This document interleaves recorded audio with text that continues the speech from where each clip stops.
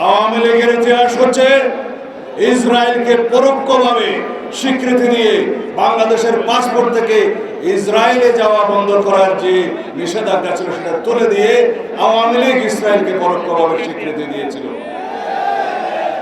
Awami League Israel থেকে আড়ি পাতার যন্ত্র কিনে এদেশের রাজনৈতিক কর্মী সহ সামাজিক কর্মী, মানবাধিকার কর্মীদের জনগণের বিরুদ্ধে আড়ি পাতার যন্ত্র কিনে তারা যে নির্যাতন নিপীড়নের সূচনা করেছে তার সাথে ইসরায়েল জড়িত, ইসরায়েলের সাথে আওয়ামী লীগ জড়িত।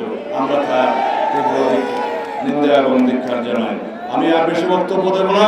আমরা যে প্রতিবাদ, যে নিন্দা জ্ঞাপনের ধারা শুরু করেছি, এটা যেন ফিলিস্তিনের জনগণের পাশে থাকার অব্যাহত প্রচেষ্টা হয় যতদিন পর্যন্ত ফিলিস্তিনে গণহত্যা বন্ধ না হবে, যতদিন পর্যন্ত স্বাধীন ফিলিস্তিন রাষ্ট্র প্রতিষ্ঠা না হবে, ততদিন পর্যন্ত আমরা এই আন্দোলন সংগ্রাম সমর্থন অব্যাহত রাখবো।